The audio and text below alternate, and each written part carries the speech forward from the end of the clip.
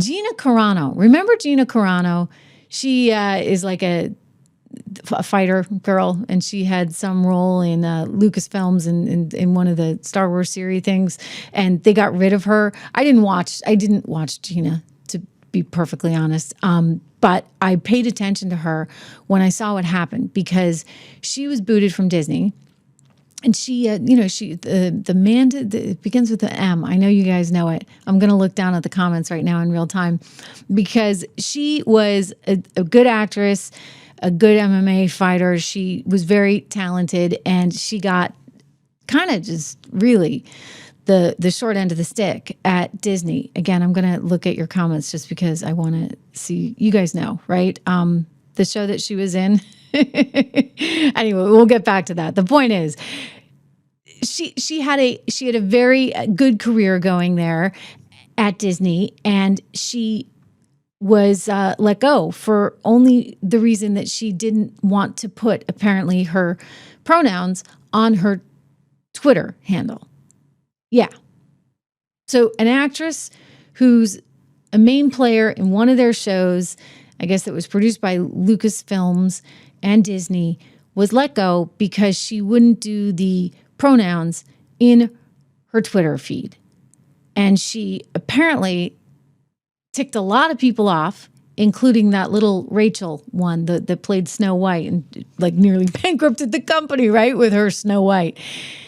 Well, she ticked Rachel off. Rachel apparently had a hand in this too, because she wouldn't bother to put her pronouns on her Twitter feed. Here she is talking about it at the time. This is great news because she won this big. I wouldn't hashtag trans rights, and I wouldn't put my pronouns in. Like, they kept on it pressuring, and finally I just said, I'm not doing this. Yeah. So here's the headline today. She said, I have come to an agreement with Disney Lucasfilm, which I believe is the best outcome for all parties involved. I hope this brings some healing to the Force. I want to extend my deepest, most heartfelt gratitude to Elon Musk. Don't forget Elon. Elon had a hand in this because he offered to pay all her legal fees when he heard this. This was another FU to Bob Iger, right? He actually said it, remember, at the New York Times CNBC conference. He's like, what, you're going to intimidate me by pulling ad dollars? Are you kidding me? No, F you. And then shortly thereafter, he joined Gina in this fight against Disney, and he bankrolled all of her legal fees. Because he's like, gosh, you can't just get fired because you're not going to put up your pronouns on your Twitter thing. Anyway, she said Elon Musk is actually a man I've never met. Now, I didn't realize that either. She never even met him. He just did this good Samaritan deed in funding my lawsuit. So thank you for that, Mr. Musk. And thank you, X, for backing me. Think of all the people out there, me included, right? I wasn't familiar with her. I didn't watch that show. And all of a sudden, I was very concerned about her and really just concerned for everyone, because the idea that Disney can get rid of you because you're not putting your pronouns up, that's pretty wild. And I think that it hit all of us hard, because you realize that cancel culture had just morphed into something that became like this vicious monster. And it was an animal trying to like stampede out there anyone who had a different opinion. It was bizarre. She writes, to my lawyers who walked me through this unknown territory, thank you for your wisdom and guidance. I am humbled and grateful to God for his love and grace in this outcome. I'd like to thank you all for your unrelenting support throughout my life and career. You've been the heartbeat that has kept my story alive. I hope I make you proud. And then she said, I am excited to flip the page and move on to this next chapter. My desire remains in the arts, which is where I hope you will join me. Heart, yes, I'm smiling from my heart to yours. She basically, there we go. The Mandalorian. Right? Mandalorian was the show. Thank you, Variety. Thank you to you guys. Gina Carano, Disney, settled legal dispute over Mandalorian firing was the headline in Variety. And, they're playing it like, okay, this is sort of a win for Disney. And I just got to tell you, I don't think it is. More on that in a second. But first, here's Gina, a longer clip of her telling Tucker back when he still worked at Fox, so a couple years ago, just how this all came about. And it's a longer clip. I want you to watch it with me.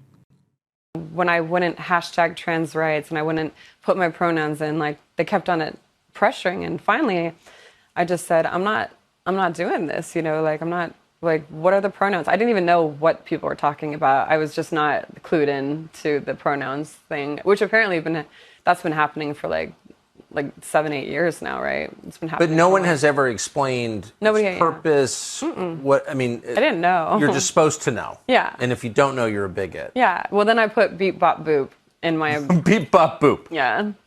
So that, if I'm translating, that just means middle finger to you, right? That just meant I can put anything I want in my bio. I can do whatever I want. That's all that was. Because you thought it was a free country. Yeah, because I thought it was yes. Yeah, right. But I was just trying to follow your train of reasoning here. Yeah, you can put anything in your bio that you want, and the whole, meltdown that caused was just, and then, in a bad way, or are people impressed? I'm impressed. No, it's cool now, but this was, mind you, this was like a year and a half ago. So this was I was speaking out about lockdowns, mass vaccinations, and pronouns way before anybody was even saying a word about it. And so I was a little bit ahead. I'm sure if I would have done that now, it wouldn't have been a big deal. But because I was talking about this when nobody else was talking about it, especially nobody else in my industry, it was Lucasfilm called me and they were like, okay, we're going to need you to go on a Zoom call with 45 of our, LGBTQ, community. And we have to get you on the phone with these people. We need to have you watch all of these these movies about the trans lives, documentaries. And I was like, okay, I'll watch your documentaries and I'll talk to your people. But I'm not going to get on a Zoom call with 45 different people who can have their phones out videotaping me. And I feel like that's extremely abusive. Yeah, it was. She was right. What a brave woman to stand up to all of this. And again, I echo her thanks to Elon Musk, who kind of was standing up for society and humanity in the world, right? One, by buying Twitter and making it X, and two, getting out there and saying, hey, Gina, I'll take this case on. I'll help you, because it's not easy when you're the person getting canceled. Trust me, right? You got a lot of incoming. A lot. And as much as you may be a hero to some, just the incoming is really hard. Been there. It's not fun. And so she's right when she's like, okay, yeah, maybe it looks cool now, but it wasn't so great at the time. And I'll tell you why Disney now is not out of the woods in any way, shape, or form. But before I do, quick note from one of our new sponsors here, Massa Chips. Did you know all chips and fries used to be cooked in tallow oil? I didn't know that until the 1990s when big corporations switched to cheap processed seed oils. Of course, right? The cheap processed stuff that's part of the downfall of America. Well, today's seed oils make up 20% of the average American's daily calories, and recent studies have linked seed oils to metabolic health issues and inflammation in the body. So Massa decided to do something about it. They created a tasty and delicious tortilla chip with just 3 ingredients. Imagine, just 3 ingredients. Only 3. What has 3 ingredients now? And let me just give you them. Organic, I'm not sure if I'm going to say this right, nixtamalized corn, sea salt, it's like a special kind of corn that's, I guess, easier to digest, and 100% grass-fed beef tallow. So these chips don't only avoid all the bad stuff, they actually taste really good too. I tried them. They sent me a bunch. And they were really good. They were really good. I got to tell you, they were really, really good. So they taste great. And Massa is a crunchier, tastier, kind of sturdier chip, if you would. You can hear it, right? Anyway, you can get 25% off. Just go to massachips.com/Regan, Regan, not Reagan. I know everybody gets confused. They're like, are you related to Reagan? No. It's Regan, massachips.com. You get 25% off your first order. I'm going to put the link in the show notes for you as well. Massachips.com. chips.com/Regan. But back to Gina, because Gina was incredibly brave. But what I'm telling you is Disney's not out of the woods. Disney has more trouble coming its way.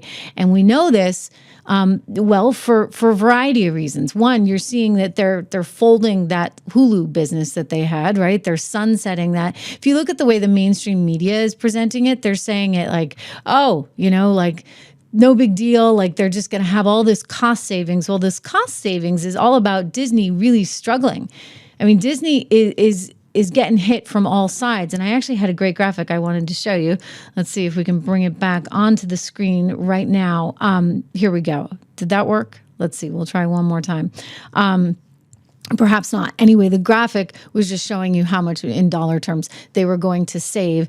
I know, Don Back, I saw you in the comments saying that that you're liking your short right now on Disney. Look, this is a company that was trading at $200 5 years ago and now is really struggling. So maybe this will help it a little bit, but I think what it's telling you is that they were not able to make Hulu a success. Are they going to be able to make Disney Plus a success? I mean, the verdict is still out. Meanwhile, as far as Gina goes, think about what lies ahead right now for this company, because Brandon Carr is still lurking in the background. And Brandon Carr doesn't have a whole lot of use, shall we say, for any of these networks, including ABC, which airs The View. Here he is. Yeah, something really significant is happening right here. And it goes back to President Trump. When he ran for office again, he ran directly at these legacy national broadcasters. And for years, people cowed down to the executives behind these companies based in Hollywood, in New York. And they just accepted that these national broadcasters could dictate how people think about topics, that they could set the narrative for the country. And President Trump fundamentally rejected it. He smashed the facade that these are gatekeepers that can determine what people think. And everything that we're seeing right now flows from that decision by President Trump, and he's winning. I mean, look, PBS has been defunded. NPR has been defunded. CBS is committing to restoring fact-based journalism. And you see it, everything from, Joy Reid is gone at MSNBC. All these things aren't isolated pinpricks. They go back to this emperor has no clothes moment where President Trump stood up to these legacy media gatekeepers, and now their business models are falling apart. Let's go to The View, shall we? Joy Behar yesterday said this. First of all, who tried to overthrow the government on January 6th? Wait, let me think. Who was that? Okay, can we just fast forward her? You know what it is. You guys have seen these before. She's just, going on and on and on about Trump and hating on him. And by the way, the White House responded to this. Let's go to their response. Jealousy is not green is not a good color. That from yesterday. Who knows what happens today? The White House chose to respond to that. And this is what they said. Joy Behar is an irrelevant loser suffering from a severe case of Trump derangement syndrome. It's no surprise that The View's ratings hit an all-time low last year. She should self-reflect on her own jealousy of President Trump's historic popularity before her show is the next to be pulled off air, end quote. Is The View now in the crosshairs of this administration? Look, it's entirely possible that there's issues over there. I mean, again, stepping back, this broader dynamic, once President Trump has exposed these media gatekeepers and smashed this facade, there's a lot of consequences. And I think the consequences of that aren't quite finished. And look, The View's got a lot of challenges there. It wasn't that long ago, I think one episode, one show alone, they had to stop, interrupt the show, and read 4 separate legal notices to try to avoid legal liability. So I'm not surprised to hear people saying that their ratings are struggling. Wow. Sir, where does this end then? Look, I think we need a course correction. It's time for America's legacy broadcasters to return to promoting the public interest. And just recently, Skydance, which is looking to acquire CBS, wrote letters to the FCC committing to serious change, to trying to root out bias, to putting in place an ombudsman that would address these issues, to returning to unbiased, trustworthy journalism. That's where we have to go. And I think we're getting some wins along the way. He's right. Now they're going to say, okay, this is dictatorship. They just want the side of, Trump on the air all the time. And that's actually not true. What you need is both sides. You need to have some equal representation. And when the FCC controls the airwaves like they do over at ABC, well, Disney's going to have to prepare for that. So they're not out of the woods yet. I mean, great for Gina. I'm glad that she settled this case, and I'm glad that she wants to stay in the arts, as she said. But think about what's coming next. I mean, here is, shall we say, the latest from the FCC, in which Brennan Carr said in March, I want to ensure that Disney ends any and all discriminatory initiatives in substance, not just in name. For another, I want to determine whether Disney's actions, whether ongoing or recently ended, complied at all times with the applicable FCC regulations. I mean, that's a big deal, okay?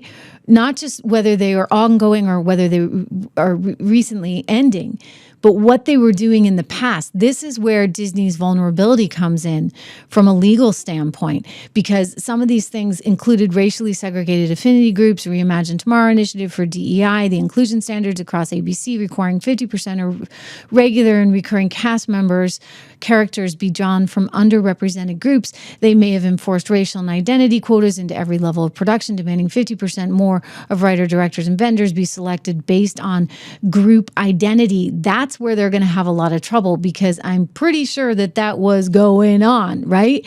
Whether it was at ABC or elsewhere through the company, all while simultaneously taking down somebody like poor Gina, right? On The Mandalorian, who's just out there trying to earn a steady living as an actress.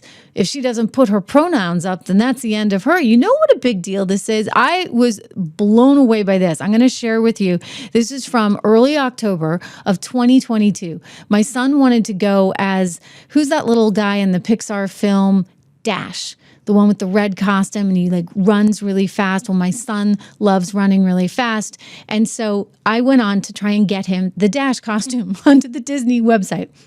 And I typed in all seriousness, this one blew me away. I typed in boys costumes, you guys, okay? Can you see that? It says very clearly, boys costumes. What is it that you see underneath the boys costumes? We're looking at princess outfits. Those are the first things that came up. I'm on my computer. I go, boys costumes on Disney. I took a zillion screenshots. I told you about it, and I'm telling you about it again. Brendan Carr, look at this. What do you call that? This is, I mean, they'd fired Gina, and they're out there with boys costumes being Belle, Jasmine. I don't know who that one is. And there's another princess along there. I don't know. Let me see if we can make this bigger. I can't tell. I don't know all the princess costumes. I'm not up on my Disney princesses. But they wanted to make sure the boys were. And so just for fun, I typed in girls costumes. Guess what I saw? That's where you could find Dash, right? I mean, what the heck is going on? This company's so twisted. They are so messed up that they've created this colossal problem for themselves now. That's quite evident.